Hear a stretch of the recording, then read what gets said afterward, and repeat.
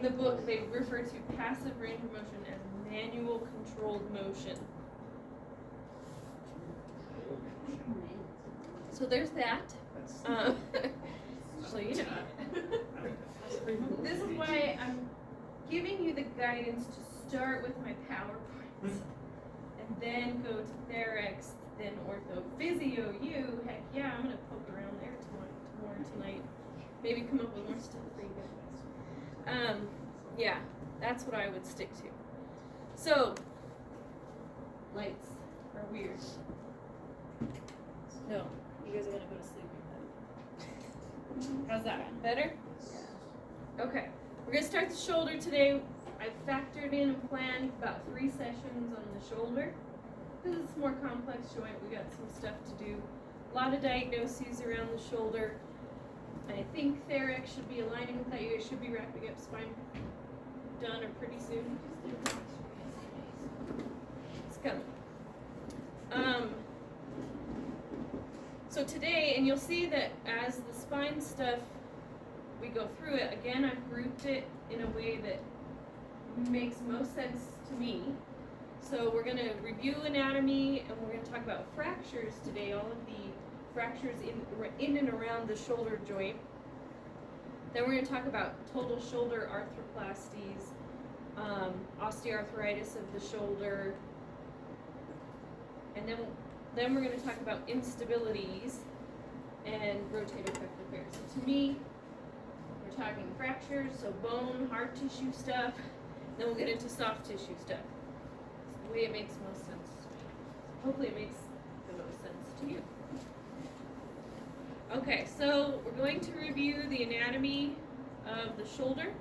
Do you remember those questions in Kines when I said, if you have a fracture of the greater tubercle of the humerus, make sure it wasn't tuberosity, that thing on the humerus, what muscles would be involved? That's totally fair game, again, because now we're actually talking about that fracture and how you're going to treat it. So don't forget all of that. That's what it's part of your project. Don't forget all your anatomy.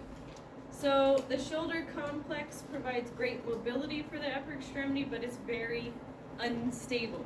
It's more common that you will dislocate your shoulder than your hip, but it can be done in the hip. It's just more commonly done in the shoulder. Remember that the shoulder functions in those 3 planes of motion, so multiple planes of motion in terms of function. And when we talk about, if you go back to Kines to review your anatomy, you have your bony anatomy, the osteology, your arthrology, the different joints that make up the entire shoulder complex, all of your passive stabilizers, the labrum, your superior and middle glenohumeral ligaments, inferior glenohumeral ligament, and the capsule. So now we're talking about a joint that involves, when we think back to tissue healing, we've got bony tissue healing, cartilage tissue healing, ligament tissue healing, and muscle tissue healing. There's a lot that can go wrong in the shoulder. And then of course our muscles provide a lot of support and stability to hold our shoulder together. So all of that anatomy, kinesiology that we went over before last semester plays a huge role in how you're going to treat it. So, like we said last semester, do not forget this. It's coming back for you, which is why I'm kind of forcing you to review it and review your anatomy.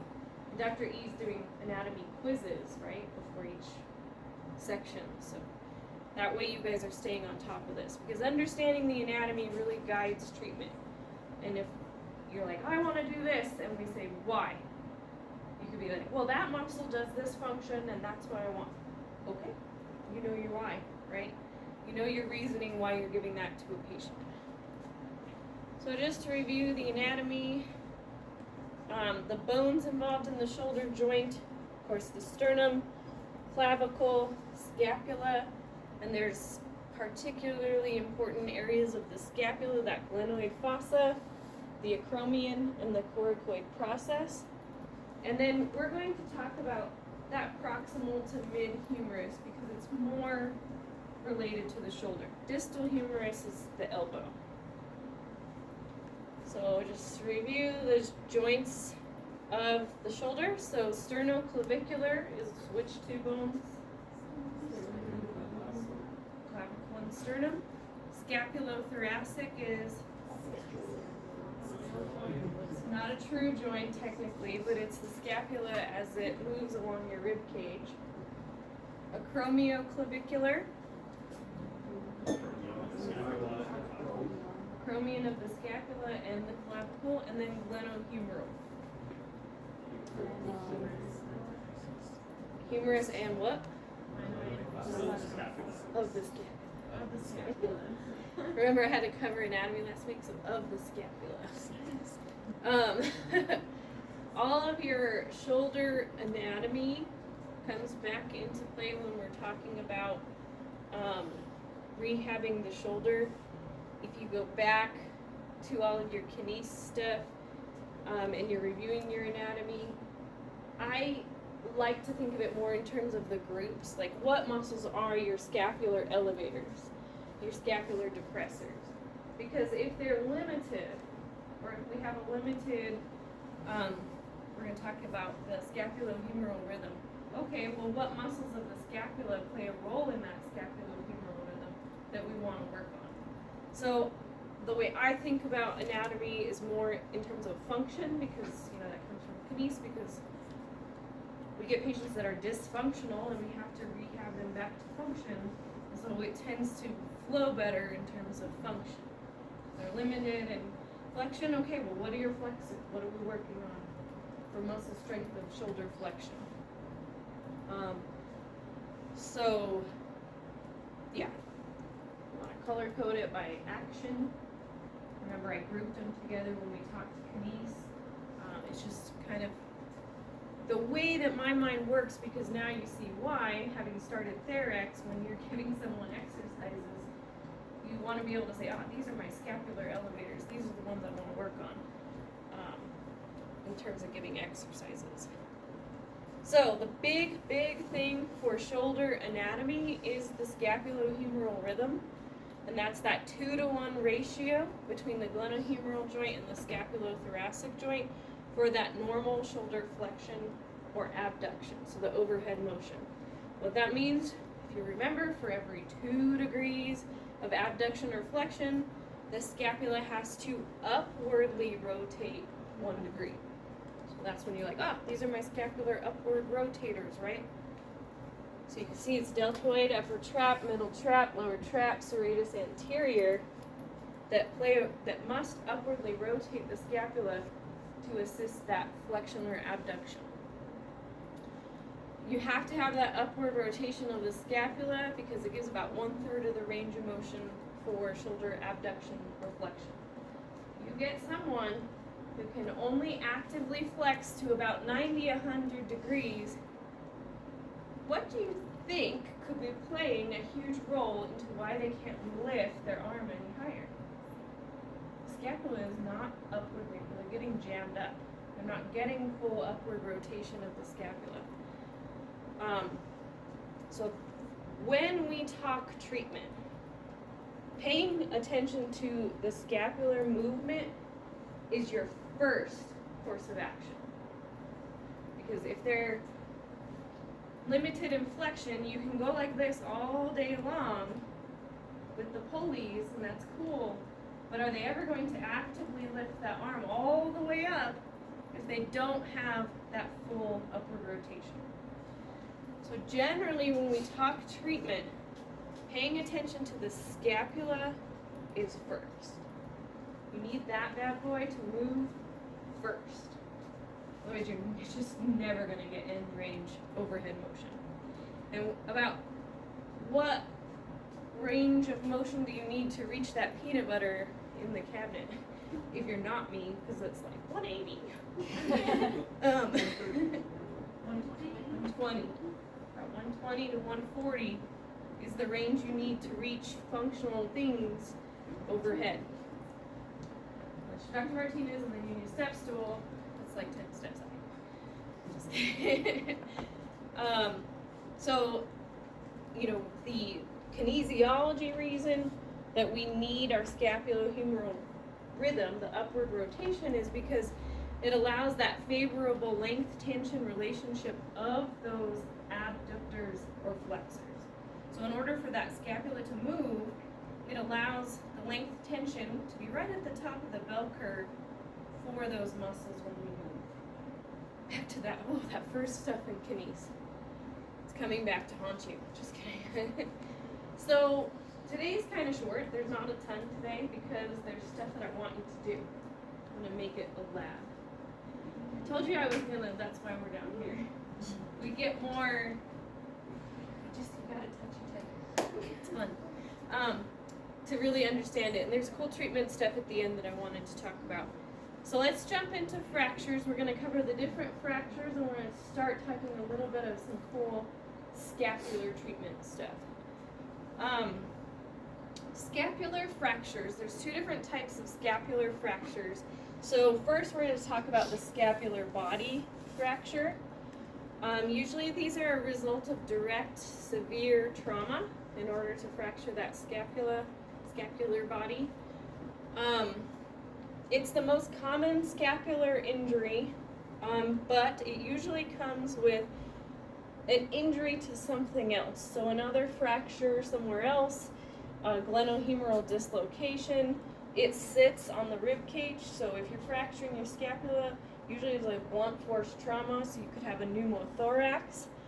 And there's a lot of neurovascular structures around there, arteries, veins, nerves, so it could also cause a neurovascular injury.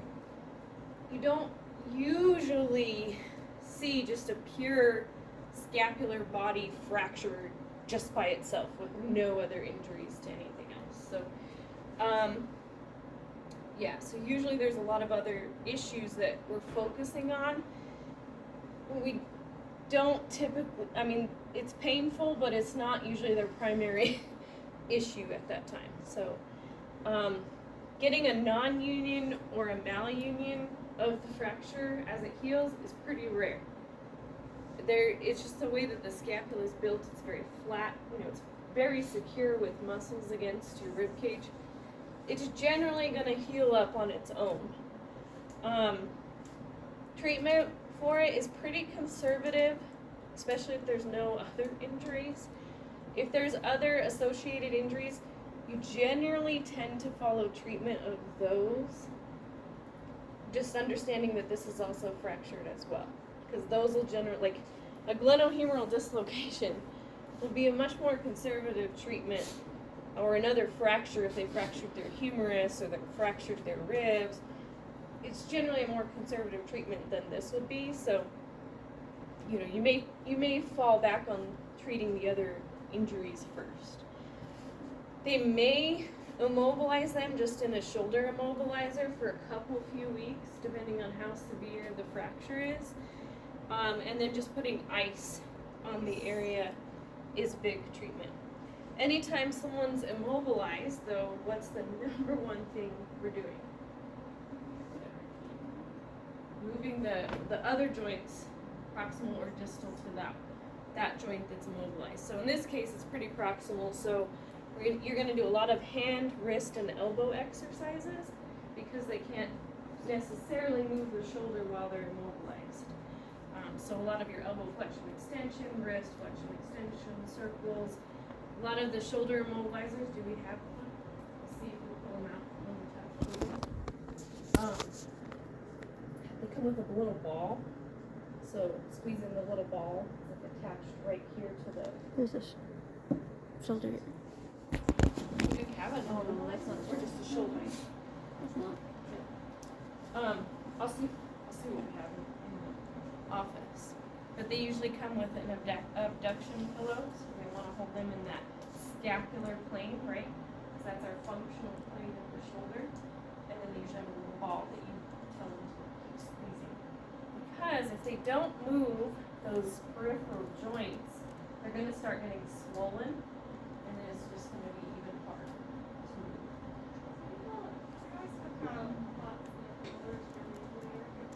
They could, yeah.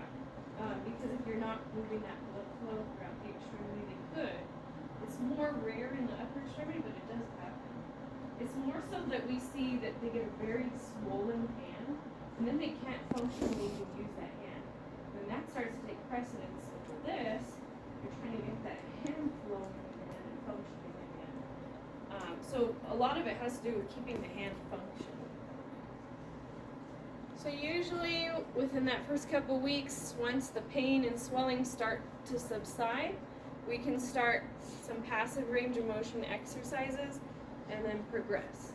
So what does progressing a range of motion look like? Active assisted to active. But you're gonna start with passive range of motion exercises. We have time. Passive range of motion exercises at the shoulder are kind of hard. A lot of people tend to give pendulums, but the problem with pendulums is people go like this. And is that passive? Not even a little bit. That's totally active. So you have to be really careful if you're teaching pendulums. I tell them to get like a counter or something at this height, and they have to really just work on letting that arm just hang. And usually spend a minute just to let gravity take over of the arm. And then all of the motion has to come from them making a circle with their body. So they can't be going like this. It has to, you have to see that hip motion, and the arm is just going along for the ride.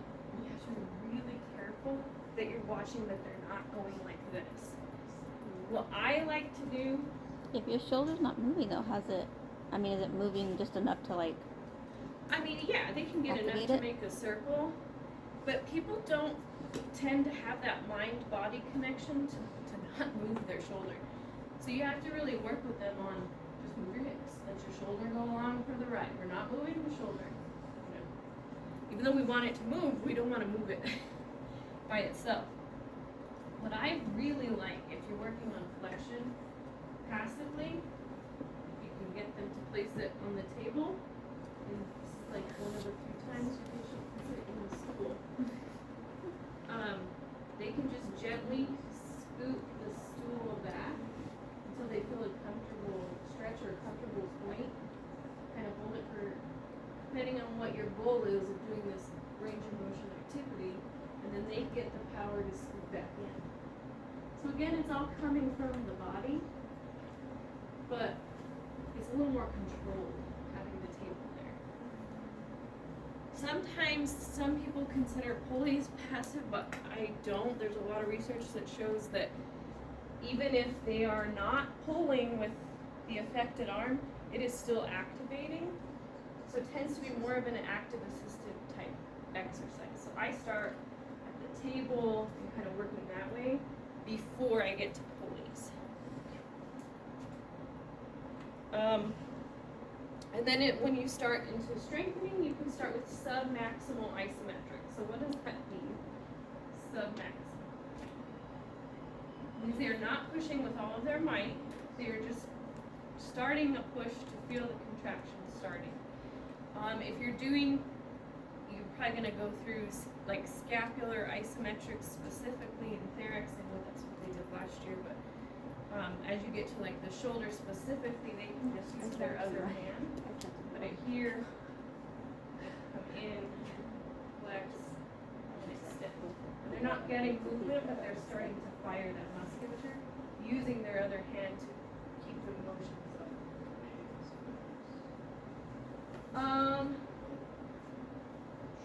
Well, not necessarily, because you would probably go through, okay, you want to do some repetition of alternating isometrics is like a little more like hold it still and we're going to alternate back and forth in a position, right? Than necessarily just because you want to start firing those muscles after injury. Yeah. And then eventually you're going to progress from isometric to what?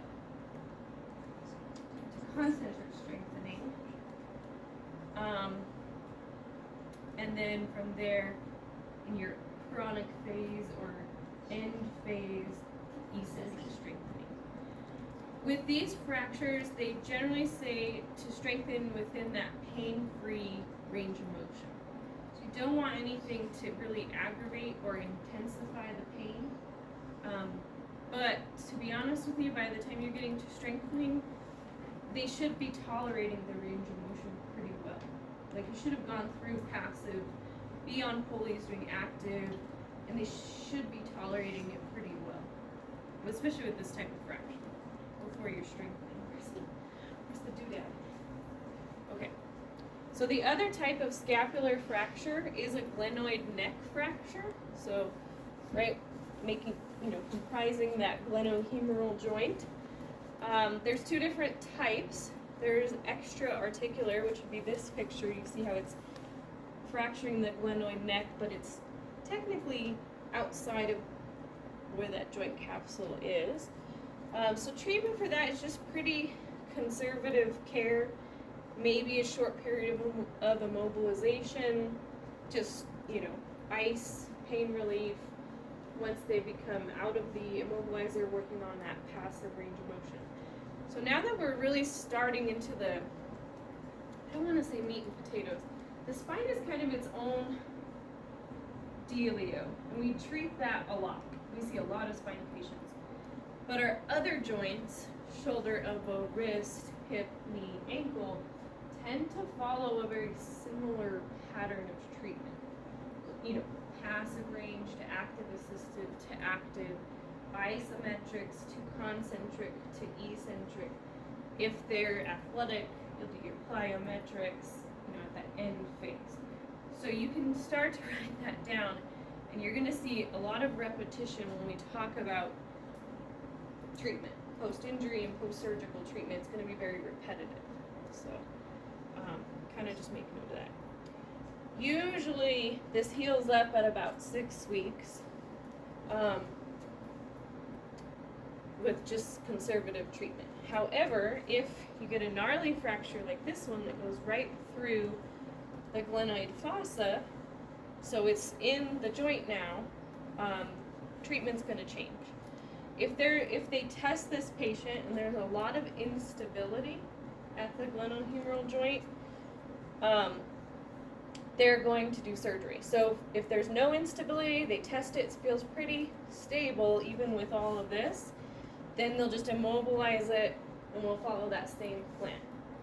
So when we're talking bone healing, and we're in a fracture or possibly a post-operative stage, it depends on the operation.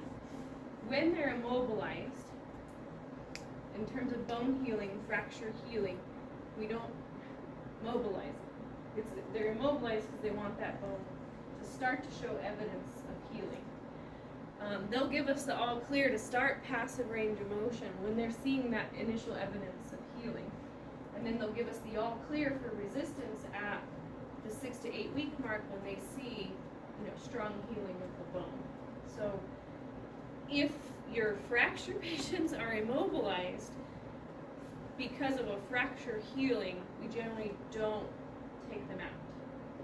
We're going to take them out for our soft tissue healing when we talk next week when we get to soft tissue stuff. Does that make sense? You want that bone to harden. Whenever bones are down, they just want to hang out. So we don't want to cause undue stress on them by moving them. Soft tissue, on the other hand, you have to keep it pliable, you have to keep it moving, and that's why when we talk soft tissue injury, we're going to get that patient out of the sling and move them around and do a lot of passive range of motion early. Are you following me? No? Yes? No? You can be honest. So our fracture repair people, when they're immobilized, leave them in the immobilizer. What are you giving them exercises for? Elbow, wrist, hand. Keep everything moving. Your generally, like these type patients, I would also give them scapular retractions. Scapular body patient, you may wait just a little bit on scapular retraction. The thing about being in an immobilizer, and we'll talk about it much more when we get to total shoulder and rotator cuff repair, but it pulls them in that scapular position, right? So what are those scapulae doing? They're in a protracted position. And they're not going to want to fire up and upwardly rotate when you want them to They're like this for X amount of weeks. So generally when they're immobilized, I'm giving them scapular retraction, that postural correction, and not to give in to the sling.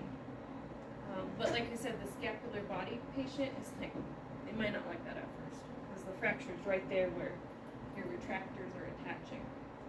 So that's why we have to know our attachments. So yes, mobilizing proximal and distal to the injury.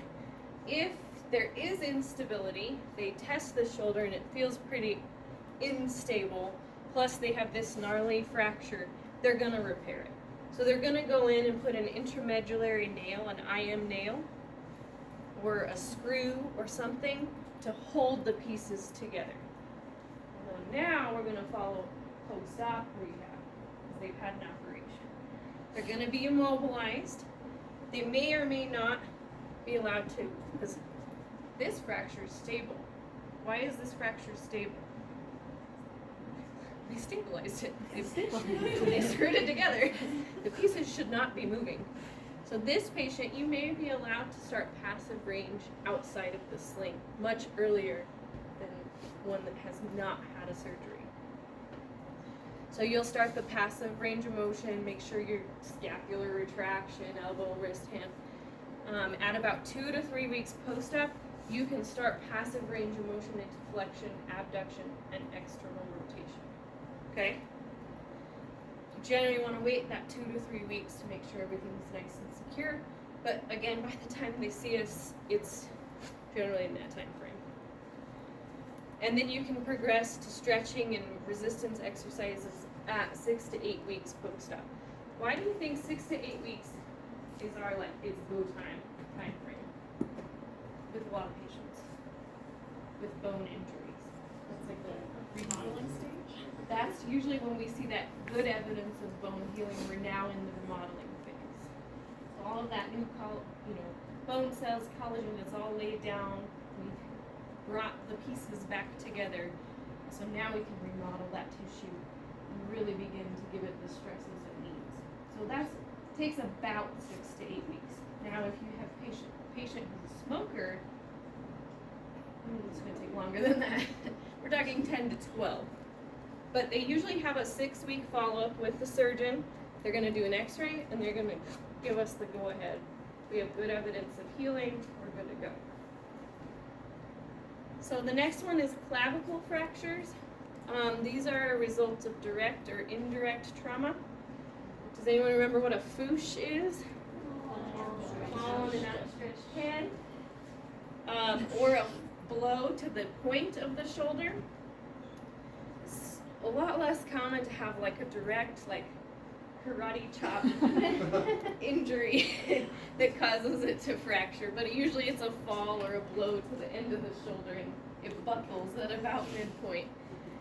It's pretty common with men under the age of 25. Why? Y'all are crazy. You do stupid stuff before you're 25 years old. And I can say that because my husband fractured his clavicle in high school. So yeah. So non-operatively, especially when it's in this mid-range fracture, they usually make sure that it can reduce, and they put them, the goal is reduce the fracture fragments, which means what? Bring them back together. Minimize immobilization of the glenohumeral joint as a whole, but maintain alignment of those fracture fragments. So this is called a figure of 8 bandage or brace, and it allows them to be in a proper alignment for that clavicle to heal straight. If they're not in that upright posture position, you'll get a massive overlayment of the bones. It's bomb. So they usually put them in. This is the most common thing. Way back when I had to ask my husband, did you wear this like backpack brace when you broke yours? And he was like, oh yeah, that thing sucked. So it's like a backpack with no weight on it, but it brings them into that nice, good posture alignment. Everyone sit up, posture. You guys talk posture.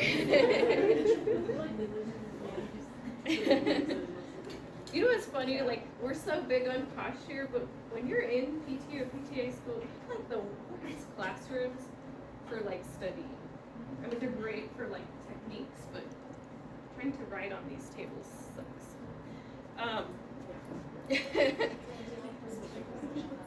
So how long they're in these braces? This is the other option, the collar and cuff.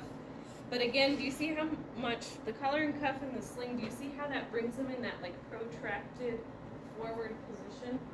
It's not optimal. This is more optimal, but do they sometimes do this? Yes. Usually it takes about 4 to 6 weeks. Why? Why would it be a little less time for this patient to heal? What?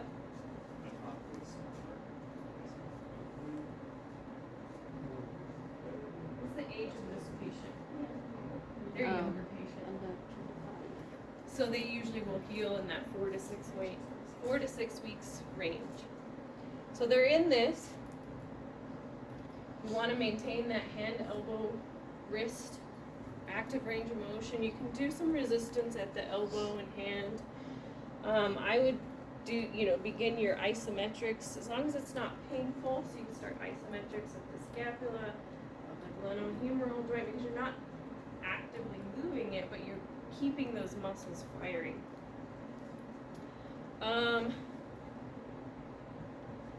Then when you progress with these patients, it's actually really good to do a lot of manual therapy with them, manual scapular exercises, which feels a little PNF-y.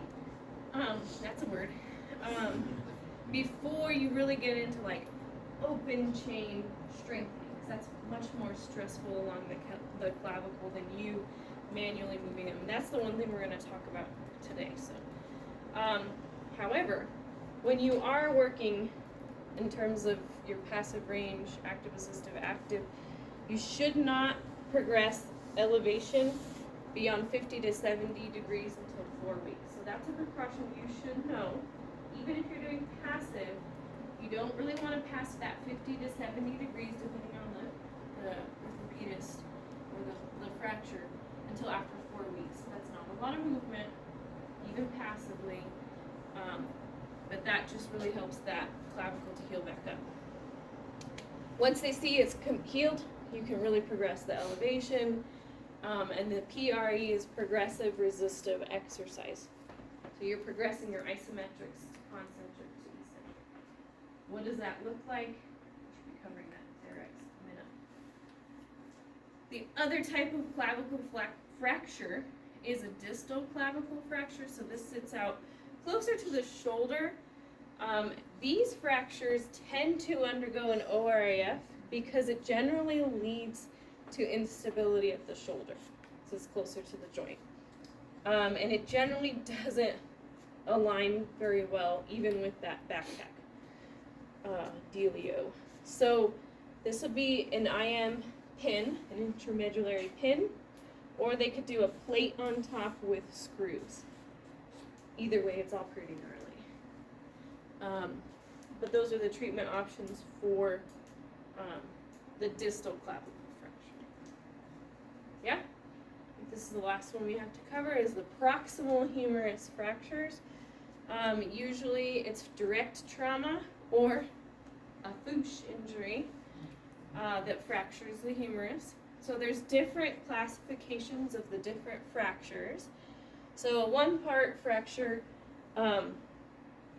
is your non-displaced fracture. And it's kind of funny because patients tend to think of like this being a fracture and this being a broken bone. Do you see how they non-medical people tend to classify, oh, it's not so bad, it's just a fracture. It's just a hairline fracture. Oh, but this is broken. It's all a fracture. It's all the samey same. The bone broke. It's just where are your pieces at this time? So non-displaced, the pieces are still together, but it's still a fracture. So displaced, a two-part fracture is either the greater tuberosity is fractured off or the lesser tuberosity is fractured off. It could be a surgical neck, two pieces, It could be the anatomical, I don't have a picture of it, anatomical head fractured off. But there's two pieces. And then they'll usually talk about what piece has fractured off. A 3-part fracture is that one tuberosity is displaced and retracted, and then the other tuberosity is still attached to the humeral head, but they are sublux dislocated, disattached. Does that make sense? So it's kind of separating the tuberosities, and one is displaced off. One kind of hangs out with the humeral head. It could be greater tuberosity, or it could be lesser tuberosity. But you've got 3 pieces, and one of the tuberosities has left the building. So then a 4-part fracture is displaced, so both tuberosities and the humeral head are all dislocated. Okay? So treatment. So our non-displaced 1-piece fracture, everything's still together, is kind of the most common type of proximal humerus fracture you see. So they usually immobilize it, give them pain reliever, ice, bring down that pain and swelling. Within the first 2 weeks, you can generally start to remove the immobilizer for some gentle motion, starting passively. And because they're in an immobilizer, you want to really focus on elbow, wrist, and hand, active motion. And again, we can do our submaximal isometrics, early scapular motion to minimize that restriction, manual glides of the shoulder, and then you can progress motion and resistance as there's healing at that about 6-week phase. Now this would be kind of like your overall plan for this patient. Not to be done day 1, week 1, this sort of stuff, you're talking 6 weeks out. If you're gliding the glenohumeral joint, you want good evidence of healing before you start mobilizing that glenohumeral joint. Scapular mobility can be done much earlier because he's fine. He's good. And you don't want him to start restricting up, and then these people, shoulder patients, they will lock up real fast if you don't pay attention to the scapula. We're going to talk about these after I talk about these last 2 things. If they are any of the displaced 2, 3, 4, 10-part fractures, they're usually going to get an ORIF. Generally, it's a plate and screws. The plate sits laterally, and they screw inward. And it's a much longer immobilization period to make sure everything has healed together. Even though they have screwed it together, it's just a very mobile joint, and so they want to make sure. So, I've said it once, I've said it 10 times. You're going to focus elbow, wrist, and hand. General conditioning. And what's the big thing when someone's in an immobilizer with the shoulder that you may not necessarily think about? It's up there. They walk around without falling again because you took one of their arms away. You need arm swing in gait. So you have changed their balance reactions by taking, we didn't take one arm away, but with one arm locked in, the way that they walk is a lot different. So acute care, we're seeing these patients in acute care or early on, you're still doing bed mobility. Can they get out of bed without trying to push on that arm? Can they transfer okay? And can they walk safely? Oftentimes our total shoulder patients and some of these patients, depending on their age, may need a cane for balance because you took that arm away. So don't forget all of that procedure stuff as well. Once it's stable, passive to active, assistive to active, range of motion. And then when we are in that chronic or return to function phase, we really want to focus on function. What, functional activities, ADLs. This might be your patients if they're using the rebounder and throwing the ball, a lot of that functional stuff. Proprioception and closed chain exercises, I know I am going to talk about in next week. So hang tight on that one, and we'll just talk about this type of stuff today. Is that cool? The big thing with our proximal humerus fractures, the biggest complication is avascular necrosis, especially of the humeral head. In particular in the older population because they're very osteoporotic. And then if that anatomic neck becomes displaced, it disrupts the blood supply. And so that's one of the big things they're making sure of in that immobilized phase, that they still have good blood supply to that humeral head. Your role, obviously, we're all gonna follow, as directed by the physician. So if they give us those precautions of passive range to 50 degrees, we're gonna follow that, right? Anytime we're doing anything post-surgical. Really focus on the scapular muscles, eventually rotator cuff, upper arm muscles, but we really want to make sure we're protecting the injured site. Be real careful when you're observing that motion. Like I said, you get a patient just can't lift past 100 for weeks and weeks and weeks. The treatment is not to keep jamming them higher up into shoulder flexion. Like, step back for a second. How is that scapulothoracic joint moving? Are you getting that upward rotation? Or do we need to change our focus from pulleys to just tons of scapular movement and treatment? Okay? Do not mobilize an unstable fracture site. Ever, ever, ever, ever. So like I said, the glenohumeral mobilization stuff, you do not do until we are past that phase of this being healed up. Make sense? Because otherwise you're just mobilizing fracture fragments all over the place. And you're changing a non-displaced fracture to a displaced fracture. So that's a big red flag, caution, precaution with treatment with fractured patients. That was it. Okay. Who's wearing, like, it's winter, I know. Who's wearing like a t-shirt?